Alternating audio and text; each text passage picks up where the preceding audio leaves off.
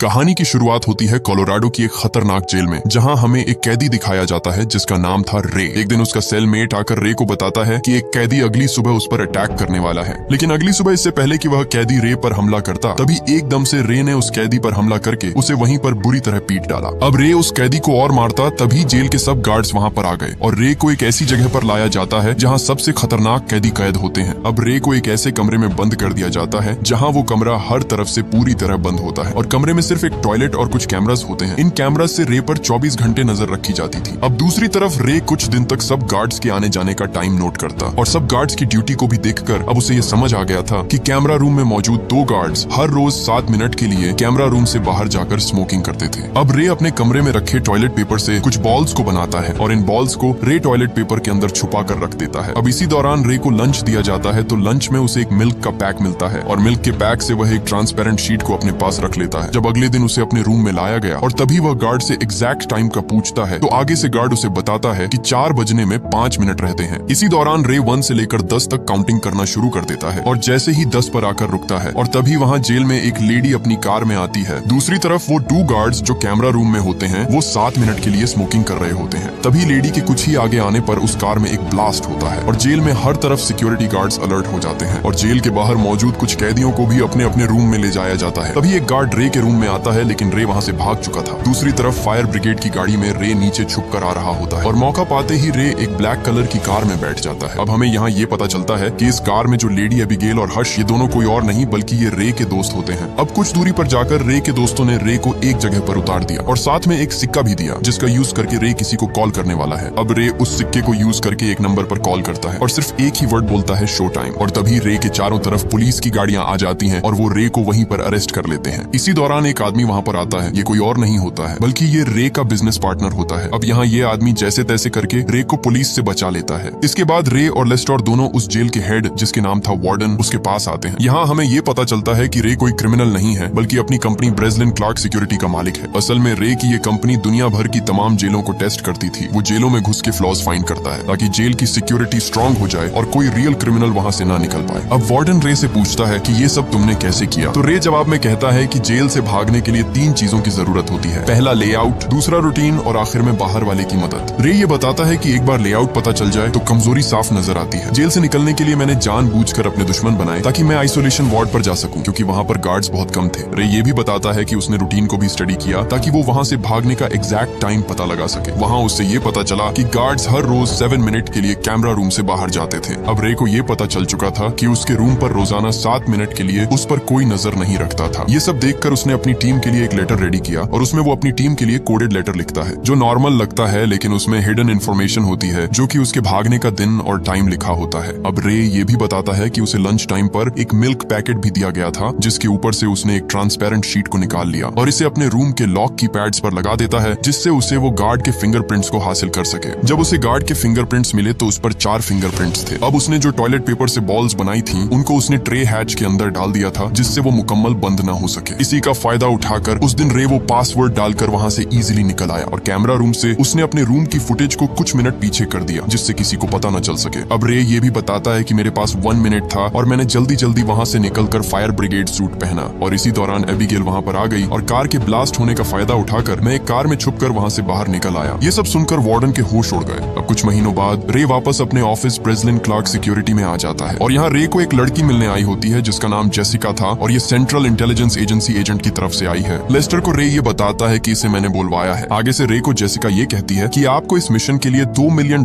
की जगह $5 मिलियन दिए जाएंगे, लेकिन रे को इस जेल की लोकेशन नहीं बताई जाएगी। पहले तो रे मना कर देता है, लेकिन लेस्टर रे को जाने के लिए राजी कर लेता है। अब रे और उसकी टीम वाले एक सिटी जिसका नाम था न्यू ऑरलीन्स वहाँ पर होते हैं। अब हर्ष रे को उसकी फेक प्रोफाइल दिखाता है जिस पर उसका नाम लिखा होता है एंथनी पोर्टोस और रे को ये भी बताया जाता है कि उसे न्यू ऑरलीन्स के एक फेडरल फैसिलिटी में भेजा जा रहा है और रे को उन बॉम्ब बनाने के क्राइम में पकड़ा गया जो इस्तेमाल किए गए पूरे यूरोप और साउथ ऑस्ट्रेलिया में हैं, वो भी पिछले 10 सालों में। यहाँ हर्ष रे को उसका एवैक्यूएशन कोड भी बताता है जिससे वो वहाँ पर रॉजर मार्श को अपना कोड बताकर किसी भी टाइम पर वहाँ से इमरजेंसी में निकल सकता है। अब रे जाने के लिए रेडी हो जाता है और हर्ष उसकी बॉडी पर एक छोटा सा ट्रैकर भी लगा देता है जिससे वो रे की लोकेशन को देख सके। इसी दौरान रे वहाँ पर खड़ा ही होता है कि तभी एक ब्लैक कलर की कार रे को वहाँ से उठाकर ले जाती है और वो लोग रे की बॉडी से वो ट्रैकर भी निकाल देते हैं जिससे रे की लोकेशन का सिग्नल लॉस्ट हो जाता है। वो किडनैपर्स रे को एक इंजेक्शन भी लगा देते हैं जिससे रे वहीं पर बेहोश हो जाता है। जब रे को होश आता है तो वो एक ग्लास कैबिन में मौजूद होता है जहाँ हर तरफ ग्लास के कैबिन होते हैं और सब कैदी उनमें बंद किए होते हैं और इस जेल से निकलना नामुमकिन है। अब रे को वार्डन हॉब्स के पास लाया जाता है और वार्डन उसका स्वागत करता है और रे को उसका कैदी नंबर 7458 बताया जाता है। रे आगे वार्डन से पूछता है कि वार्डन मार्श कहाँ पर है, तो वार्डन हॉब्स बताता है कि यहाँ पर तो कोई भी वार्डन मार्श नहीं है। इसी दौरान रे वार्डन को अपना इवैक्यूएशन कोड बताता है ताकि वो वहाँ से निकल सके, लेकिन वार्डन ने रे को साफ साफ मना कर दिया कि तुम्हारा यहाँ से निकलना नामुमकिन है और तुम्हें अब यहीं पर रहना होगा। दूसरी तरफ रे की टीम उसकी लोकेशन पता करने की कोशिश कर रही थी, लेकिन अभी तक उसकी लोकेशन नहीं पता चल सकी। अब जब सब कैदियों का ब्रेक टाइम होता है तो रे भी अपने कैबिन से बाहर नीचे ग्राउंड में आता है और तभी वहाँ पर गार्ड्स एक कैदी को लगातार मारते जा रहे थे और यहाँ पर सब कैदियों को किसी भी टाइम पर बिना किसी जुर्म के उन पर जुल्म किया जाता था। रे ये सब देखकर थोड़ा सा डर जाता है, लेकिन तभी कुछ कैदी रे से लड़ाई करने के लिए आते हैं, लेकिन रे अपनी पावर दिखाकर उन कैदियों के लीडर को बुरी तरह पीट डालता है। इसी दौरान वहाँ पर एक कैदी आता है जिसका नाम एमिल रॉटमायर होता है। ये कैदी बाकी कैदियों को रे से दूर होने के लिए कहता है। अब रे से ये कैदी हाथ मिलाता है, लेकिन रे इनकार कर देता है। एमिल रे से कहता है कि वो एक आदमी जिसका नाम विक्टर मानहाइम है उसके लिए काम करता था और ये जेल वाले उसे ढूंढ रहे हैं, लेकिन मैंने साफ साफ इनकार कर दिया है। अब अगले दिन रे अपने कैबिन में मौजूद होता है और रे अच्छे तरीके से अपने कैबिन की जांच कर रहा होता है। दूसरी तरफ एमएल भी रे को देख रहा होता है कि रे जब से आया है जेल को बहुत बारीकी से देख रहा है। अब सब कैदियों को ब्रेक होती है तो रे वहाँ सब सिक्योरिटी गार्ड्स को देखता है, क्योंकि सभी गार्ड्स ने एक ही जैसा सूट पहना होता है और सब गार्ड्स के मुंह पर मास्क लगा होता है। जब एमिल रे के पास आता है तो वो उससे पूछता है कि क्या जानना चाहते हो, तो रे आगे से कहता है मैं उस आइसोलेशन एरिया में जाना चाहता हूँ। तभी रे उसे कहता है एहसान करने का वक्त आ गया है, तो एमिल रे पर अटैक कर देता है और दोनों में एक खतरनाक लड़ाई होती है और इसी दौरान वहाँ पर गार्ड्स आ जाते हैं और दोनों को इलेक्ट्रिक शॉक देकर वहाँ से आइसोलेशन बॉक्स में डाल देते हैं। तभी वहाँ उस बॉक्स की लाइट्स को ऑन कर दिया जाता है, जिससे रे को बहुत तकलीफ होती है। असल में ये लाइट्स हीट करती हैं, जिससे कैदियों को गर्मी से शदीद तकलीफ होती है। तभी रे वहाँ उस बॉक्स में लगे कुछ नेट्स को भी देखता है। इसी दौरान उसके पास एक डॉक्टर उसे देखने आता है और रे उससे इस जेल के बारे में पूछता है, लेकिन वो डॉक्टर रे को कुछ भी नहीं बताता। अब डॉक्टर के बाहर जाते वक्त एक गार्ड डॉक्टर से पूछता है कि रे ने तुमसे क्या पूछा, तो डॉक्टर आगे से उस गार्ड से झूठ बोल देता है कि उसने डिहाइड्रेशन के बारे में पूछा है। कुछ देर में रे और एमएल को आइसोलेशन वार्ड में से निकाल दिया जाता है और एमएल रे से पूछता है कि तुम्हें वहाँ पर कुछ मिला है कि नहीं। आगे से रे एमएल को बताता है कि मैं तुम्हें यहाँ से निकाल सकता हूँ अगर तुम मुझे एक लोहे का टुकड़ा ला कर दो। तो आगे से एमएल भी मान जाता है और रे से कहता है कि मैं तुम्हें वो ला कर दूंगा। अब अगले दिन एमएल को वार्डन के पास लाया जाता है और वार्डन एमएल से विक्टर मानहाइम की लोकेशन के बारे में पूछता है, क्योंकि एमएल विक्टर के लिए काम करता था, लेकिन एमएल वार्डन को विक्टर के बारे में कुछ भी बताने से साफ साफ मना कर देता है, इसलिए वार्डन उसे टॉर्चर करता है। अब इससे पहले गार्ड एमएल को वहाँ से बाहर ले जाते हैं। एमएल मौका पाते ही वो लोहे का टुकड़ा अपने पास छुपा लेता है और उसी दिन एमएल रे से मिलता है और रे को वो लोहे का टुकड़ा दे देता है और एमएल रे के बारे में पूछता है तो रे उसे बताता है कि जेल तोड़ना मेरा पेशा है और अब तक मैं 14 जेल्स को तोड़कर भाग चुका हूँ और इसलिए हॉब्स ने मेरी लिखी गई बुक और एक्सपीरियंस से इस जेल को मजबूत बनाया है ताकि यहाँ से कोई भी ना निकल सके। अब रे एमएल से कहता है कि तुम्हें दोबारा आइसोलेशन में जाना होगा, लेकिन इस बार एमएल मना कर देता है और आगे से रे उसे कहता है कि अगर तुम इस जेल से निकलना चाहते हो तो मेरा ये काम करना पड़ेगा। फिर एमएल इस काम को करने के लिए मान जाता है। अब अगले दिन एमएल लंच टाइम पर जानबूझकर एक आदमी जावेद से लड़ाई करता है और वहाँ सब एक दूसरे से लड़ाई करने लग जाते हैं और तभी वहाँ पर गार्ड्स आकर सब कैदियों को अलग अलग बॉक्स में डाल देते हैं और तभी रे लाइट्स का फायदा उठाकर वहाँ से नेट खोलना शुरू कर देता है। रे सब नेट्स को एक एक करके खोल देता है और एमएल को इशारा करते ही एमएल चिल्लाना शुरू कर देता है ताकि सभी गार्ड्स का ध्यान रे पर न जा सके। अब रे वहाँ से फायदा उठाकर वहाँ से नीचे जाने लगता है और तभी कुछ नीचे आने पर रे से पानी की एक पाइपलाइन टूट गई, जिससे उस लाइन में पानी भरना शुरू हो गया। जैसे तैसे करके रे उस पाइपलाइन से बाहर आ गया और बाहर आते ही उसके होश उड़ गए, क्योंकि ये जेल किसी जमीन पर थी ही नहीं बल्कि पूरे समंदर के बीचों बीच थी। यहाँ से रे के भागने का कोई रास्ता नहीं था, इसलिए रे तुरंत वहाँ से अपने आइसोलेशन में आकर दोबारा उन नेट्स को लगा देता है जिससे किसी को शक न हो पाए। जब रे को वहाँ से निकाला जाता है तो एमिल रे से पूछता है कि काम हुआ कि नहीं। आगे से रे कहता है कि हाँ और एमिल पूछता है कि हम कहाँ पर हैं, तो वो उसे कहता है कि मुझे नहीं पता। दूसरी तरफ एबिगेल और हश लेस्टर के पास आते हैं और उसे वो चेक देते हैं जो कि फ्रीज हो चुका था और एबिगेल रे के बारे में पता करने के लिए लेस्टर से बोलती है कि रे कहाँ पर है, लेकिन लेस्टर आगे से कहता है कि मुझे कुछ नहीं पता। इधर वार्डन गार्ड से पूछता है कि गड़बड़ कहाँ पर हुई है, तो गार्ड वार्डन को बताता है कि बॉक्स 2 के नीचे। तो आगे से वार्डन कहता है कि वहाँ पर तो पोर्टोस बंद था। असल में वार्डन को ये नहीं पता होता कि ये रे है, क्योंकि वार्डन को रे की फेक आइडेंटिटी दी गई थी जिसमें उसका नाम एंथनी पोर्टोस लिखा हुआ था। जब वार्डन रे के बॉक्स में जाता है तो उसे वहाँ कुछ नेट्स मिलते हैं, जिसे देख वार्डन को शक होता है, लेकिन गार्ड वार्डन से कहता है कि ये नेट्स जंग और पानी की तेज बहाव की वजह से निकल गए हैं। तो इस बात पर वार्डन यकीन कर लेता है। अब यहाँ लेस्टर वार्डन को रे की सारी सच्चाई बता देता है कि उसका असली नाम रे है और वो अब तक 14 जेलों को तोड़कर वहाँ से निकल चुका है। लेस्टर वार्डन से कहता है कि अगर रे वहाँ से ना निकल पाया तो उस जेल से कोई भी नहीं निकल पाएगा। लेस्टर वार्डन को बताता है कि एमिल से पता करो कि वो विक्टर मानहाइम कहाँ पर है। इस वक्त सिर्फ वही जानता है और अगर उसने हमें बता बता दिया तो सारी बैंक कंपनियां हमें बहुत पैसा देंगी, क्योंकि उसने एक ऐसा खतरनाक प्रोग्राम बनाया है जिससे वो सब वर्ल्ड बैंकिंग को पलट कर रख देगा। इसके बाद जेल में रे को गार्ड्स बहुत मार रहे होते हैं। अब रे को इसलिए टॉर्चर किया जा रहा होता है ताकि रे हिम्मत हार जाए और इस जेल से न भाग सके। लेकिन जेल में एमएल उसे हिम्मत देता है और कहता है तुम कर सकते हो। एमएल रे से कहता है कि हार मत मानो, इन सबको तुमने तोड़ना होगा। रे एमएल को बताता है कि पहले वो एक लॉयल था और उसने एक आदमी को जेल करवाई थी। उसने कसम खाई थी कि वो मुझसे बदला लेगा, और उस आदमी ने हर दिन 3 साल तक उसी कसम के बारे में सोचा, उस जेल से बाहर जाने का रास्ता प्लान करते हुए, और ये प्लान करते हुए कि वो अपनी कसम कैसे निभाएगा। और एक दिन उसने मेरे परिवार को मार डाला और उसी दिन से मैं इस काम में लगा हुआ हूँ। और एमएल उसे कहता है कि अब तुम्हें अपने दुश्मनों से बदला लेना होगा। एमएल रे से कहता है कि तुम्हारे पास 2 ऑप्शन है, या तो इस जेल में ही मर सकते हो या फिर मेरे साथ यहाँ से बाहर भाग सकते हो, और जिन्होंने तुम्हें अंदर डाला उन्हें सजा दे सकते हो। अब ये देख रे में एक जज्बा आता है। अब रे और एमएल दोनों वहाँ पर सब गार्ड्स की रूटीन को जानने के लिए वो उन्हें कुछ नाम देते हैं, और रे एमएल से कहता है कि सबसे पहले हमें पता करना होगा कि हम इस वक्त कहाँ पर हैं। रे एमएल से कहता है कि ये सिर्फ डॉक्टर ही बता सकता है। इसलिए लंच के टाइम एमएल रे को एक छुरी से उसको जख्मी कर देता है, जिससे वो डॉक्टर के पास आ जाता है। अब रे डॉक्टर से पूछता है कि हम कहाँ हैं, लेकिन डॉक्टर रे को आगे से कुछ नहीं बताता है, और तभी रे एकदम नीचे गिरता है और वहाँ से एक इंजेक्शन और एक पेपर अपने पास छुपा लेता है। अब लंच टाइम रे को एमएल एक पेन देता है और रे वहाँ पर फायदा उठाकर एक मेजरिंग डिवाइस रेडी करने लग जाता है। लेकिन इसी दौरान वहाँ कैमरा रूम से वार्डन को रे पर शक हो जाता है, और तभी वहाँ पर गार्ड्स आकर रे को पकड़कर वार्डन के पास ले आते हैं। यहाँ वार्डन दोबारा रे का स्वागत करता है और बताता है कि तुम्हारे बारे में हमें सब कुछ पता चल चुका है। तो आगे से रे बोलता है कि मुझे जाने दो। वार्डन रे को बताता है कि मैंने तुम्हारी ही बुक को देखकर ये जेल बनाई है और अब इस जेल से तुम नहीं भाग सकते। आगे से रे वार्डन को कहता है कि मैं तुम्हें विक्टर मानहाइम का पता बता सकता हूँ, क्योंकि ईमेल तुम्हें विक्टर के बारे में कभी भी नहीं बताएगा, और तुम्हें जो चाहिए वो मैं ही दिला सकता हूँ। तभी ये सुनकर वार्डन मान जाता है और रे से कहता है कि तुम मुझे विक्टर के बारे में सब कुछ बताओ, उसका नाम, लोकेशन और इस वक्त वो कहाँ है, और जो बातें तुमने एमएल से की हैं वो सब भी मुझे बतानी होंगी, तभी मैं तुम्हें यहाँ से जाने दे सकता हूँ। आगे से रे भी डील डन कर लेता है और वापस आने के बाद रे एमएल से कहता है कि मैं तुमसे चालाकी कर रहा हूँ। रे एमएल से कहता है कि जो डिवाइस मैंने तुम्हें दी है वो डिवाइस जावेद को दे दो और उसे बताओ उस डिवाइस को कैसे यूज करना है, क्योंकि वो जावेद पर कभी भी शक नहीं करेंगे। तभी वहाँ पर एमएल जावेद के पास आता है और उससे कहता है कि अगर तुम यहाँ से भागना चाहते हो तो तुम्हें हमारा एक काम करना होगा। अब जावेद भी इस मिशन में रे के साथ मिल जाता है। अगले दिन जावेद वार्डन को ये बताता है कि एमएल और रे यहाँ से भागने की तैयारी कर रहे हैं, लेकिन जावेद वार्डन से कहता है मैं तुम्हें सब कुछ तब बताऊंगा जब तुम मेरी एक ख्वाहिश पूरी करोगे। जावेद अपनी ख्वाहिश बताता है कि मैं अपने सेल में खुले आसमान में अपने रब से दुआ करना चाहता हूँ। आगे से वार्डन भी मान जाता है। अब रात में जावेद अपने सेल में खुली रात बैठा होता है और मौके का फायदा उठाते ही वो उस डिवाइस से इस जगह की लोकेशन को मेजर करने लग जाता है। अगले दिन रे को एमएल वो पेज देता है जिस पर जावेद ने मार्क किया होता है, और ये सब देखकर रे को पता चलता है कि वो मोरक्को के आसपास है। अब आगे से एमएल रे को बताता है कि मैं यहाँ पर एक आदमी को जानता हूँ, वो मेरी मदद जरूर करेगा, लेकिन दिक्कत ये थी कि वो उस आदमी तक लोकेशन कैसे पहुँचाएगा। इसलिए इस काम के लिए भी रे डॉक्टर के पास आता है और जैसे तैसे करके उसे मना लेता है। उसके बाद रे वार्डन को विक्टर मानहाइम के बारे में एक झूठी लोकेशन बता देता है, जिससे वार्डन थोड़ा खुश हो जाता है। इसी दौरान रे एमएल के पास आकर उसे बताता है हमारे पास 24 घंटे हैं, इससे पहले वार्डन को पता चल जाए कि हमने उससे सब झूठ बोला है। अब रे एमएल से पूछता है कि तुम सी ब्लॉक में किसी को जानते हो। यहाँ वार्डन को जावेद रे का झूठा प्लान बताता है और वार्डन कैमरा रूम से उस पर नजर रखता है, और तभी रे वहाँ पर एक पेन से उस जगह पर कुछ कोड लिख रहा होता है। ये देख वार्डन रे की बुक को चेक करना शुरू कर देता है और वहाँ पर उसे टैप कोड टेबल मिलती है, जिसे वार्डन डिकोड करता है और उसे पता चलता है कि ये लोग सेल ब्लॉक सी से भागने वाले हैं, और वार्डन उस जगह पर सिक्योरिटी को हाई कर देता है। वहीं दूसरी तरफ डॉक्टर एमएल के उस आदमी को इस जेल की पूरी लोकेशन सेंड कर देता है। इसी दौरान सेल ब्लॉक ए में रे और एमएल आ जाते हैं, क्योंकि ये तीनों सेल ब्लॉक ए से भागने वाले थे। ये उनका प्लान था ताकि सब security guard cell block C में भेज दिए जाए। अब सेल ए में जावेद, रे और एमएल तीनों सबका ध्यान भटकाने के लिए एक दूसरे से लड़ने लगते हैं, और मौके का फायदा उठाकर एमएल, रे और जावेद वहाँ से ऊपर कार्गो की तरफ जाने लगते हैं। जैसे ही रे ऊपर आता है तो उसे सिक्योरिटी कैमरास मिलते हैं, जिन्हें वो वहाँ पर ही ब्लॉक कर देता है, जिससे अब वार्डन उन्हें देख नहीं सकता था। ये सब देख वार्डन पूरे कार्गो में लॉकडाउन लगा देता है, जिससे सब गेट्स बंद हो जाते हैं, और रे,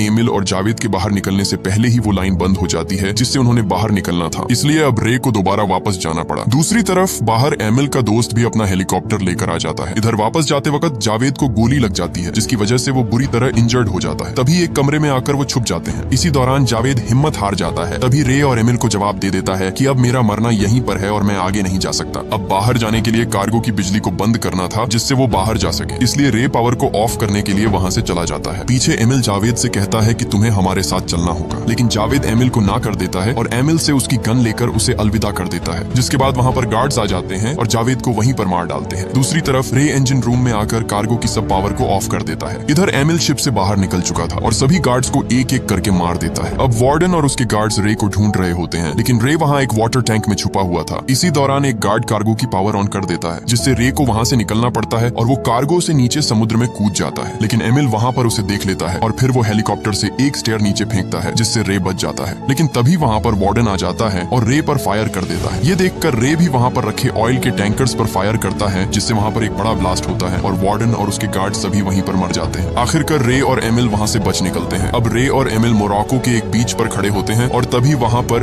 एक कार आती है और वही लड़की जिसका नाम जेसिका था वो कार से उतरती है और रे को बताती है कि एमिल ही मनहाइम होता है, क्योंकि जेसिका को ये पता था कि उसके डैड को एक ही शख्स निकाल सकता था और वो था रे। इसलिए जेसिका ने रे को ये मिशन दिया। यहाँ रे को ये पता चलता है कि एमिल रॉटमायर एक कोड है जिससे उसकी टीम उसका पता लगा सके कि वो कहाँ पर है। इसलिए रे को भी उसका कोड नेम एंथनी पोर्टोस दिया गया था, ताकि एमिल जेल में जान जाए कि उसे यहाँ पर उसकी बेटी ने भेजा है। इसलिए वो वहाँ एंथनी पोर्टोस का नाम सुनकर उससे दोस्ती करना चाहता था। इसी दौरान रे को ये भी पता चलता है कि उसे इस जेल की सिक्योरिटी टेस्ट करने के लिए नहीं, बल्कि एमिल को वहाँ से बाहर निकालने के लिए भेजा गया था। अब कुछ दिन बाद जब रे एबिगेल से मिलता है तो वो रे को बताती है कि अगर रे जेल से ना निकलता तो लेस्टर को जेल का सीईओ बना दिया जाता। अब रे को पता था कि लेस्टर कहाँ पर है, इसलिए लेस्टर वहाँ से भागने की कोशिश करता है, लेकिन रे का दोस्त हश पहले से ही उसकी गाड़ी में बैठा होता है और हश उसे गाड़ी में ही बेहोश कर देता है। और जब लेस्टर को होश आता है तो वो देखता है कि उसे एक कंटेनर में बंद किया होता है और वो वहाँ चिल्लाने लगता है, लेकिन उसे वहाँ पर सुनने वाला कोई नहीं था, क्योंकि वो एक बड़े कार्गो में था और लेस्टर का वहाँ से निकलना मुश्किल है। और ये मूवी यहीं पर एंड हो जाती है। अगर ये वीडियो आपको अच्छी लगी तो इसे लाइक करें और हमारे चैनल फिल्मी नेस्ट को सब्सक्राइब कीजिएगा।